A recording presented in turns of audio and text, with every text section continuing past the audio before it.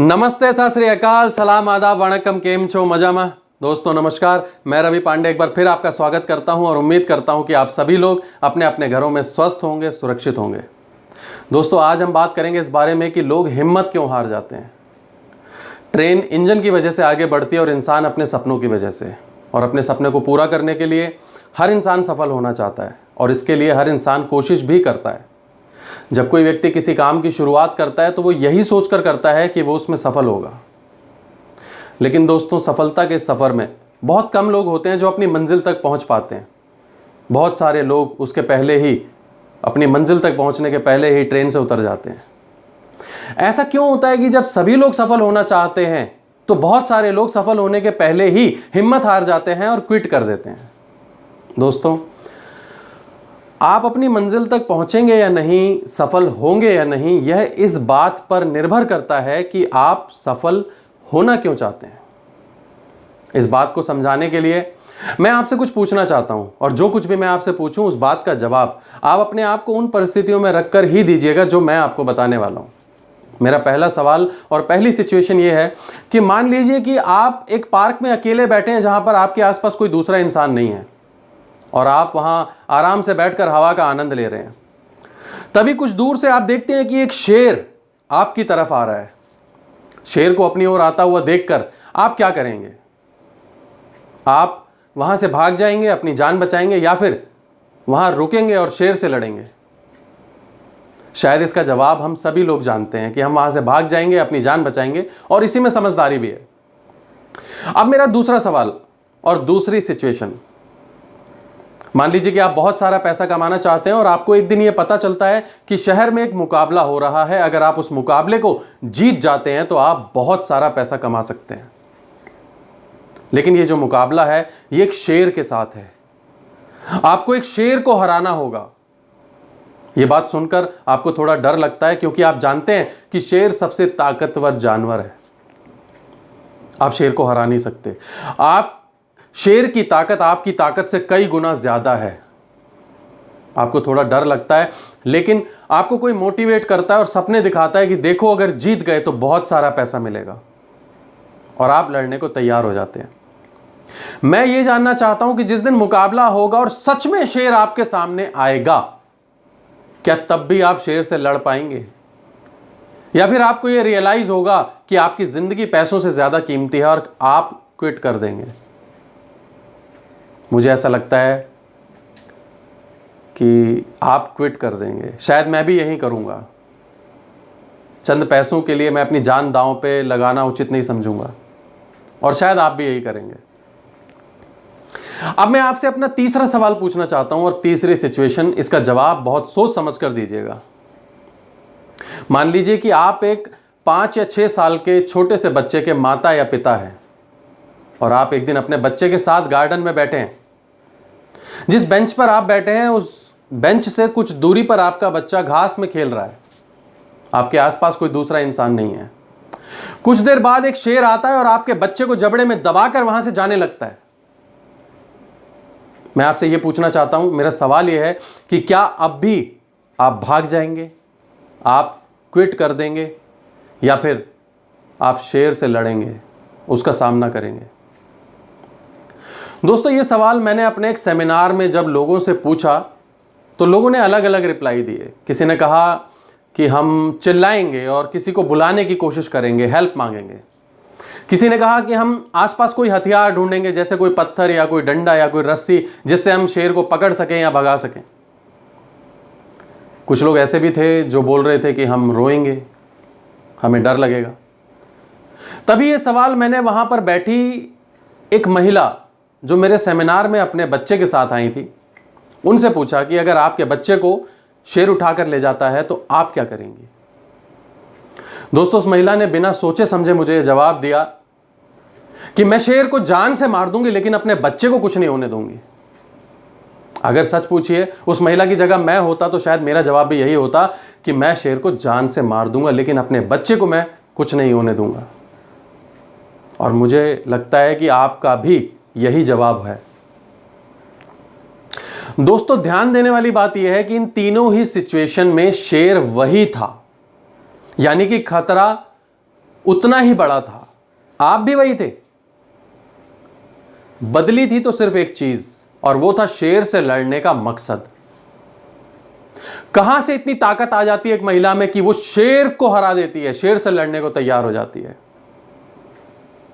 दोस्तों, पहली सिचुएशन में जहां शेर आपके सामने आया आप भाग जाते, दूसरी सिचुएशन में पैसे के लिए लड़ना था, आपने हार मान ली, लेकिन तीसरी सिचुएशन में जब आपका बच्चा दांव पर लगा हो तो आप बिना किसी डाउट के, बिना सोचे समझे, पूरे आत्मविश्वास के साथ यह मानकर ही लड़ते हैं कि शेर को ही हारना होगा और जीत आप ही की होगी, क्योंकि आप अपने बच्चे को मरता हुआ नहीं देख सकते।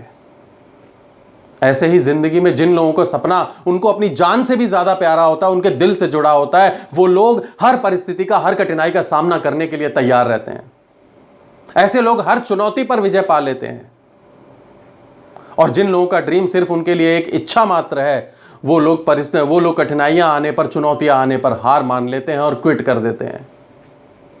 क्या आपका सपना आपको अपनी जिंदगी से ज्यादा प्यारा है? इस बात का निर्णय कीजिए।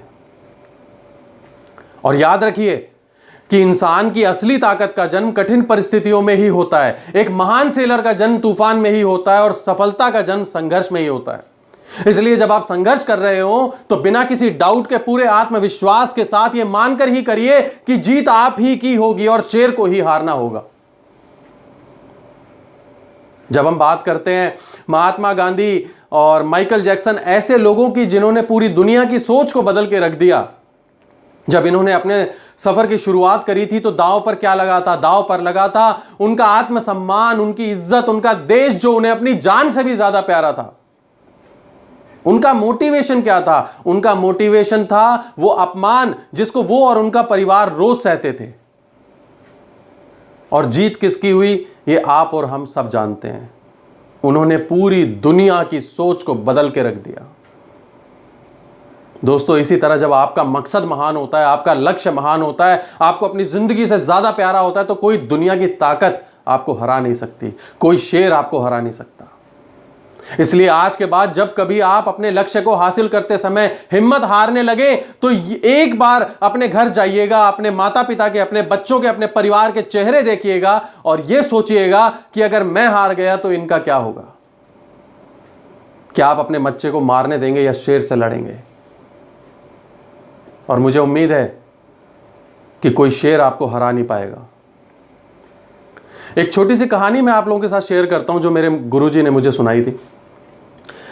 एक बार एक शिष्य ने अपने गुरुजी से पूछा कि गुरुजी, डिजायर क्या होती है, इच्छा क्या होती है? सबकी अलग अलग इच्छाएं हैं, हम इसको कैसे परिभाषित करेंगे? गुरुजी ने कहा कि देखा कि जब ये बहुत ज्यादा कंफ्यूज है, इसके दिमाग में बहुत सारे सवाल हैं, तो उसको बोला बेटा कल आना फिर बताऊंगा।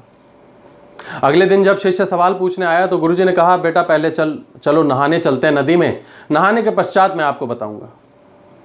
नदी में नहाते वक्त गुरुजी हट्टे कट्टे थे और शिष्य की जो उम्र थी वो तकरीबन 14-15 साल थी।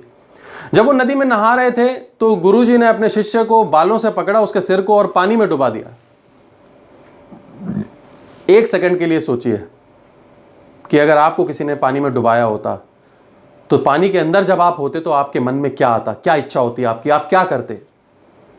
जाहिर सी बात है कि आप बाहर आने की कोशिश करते।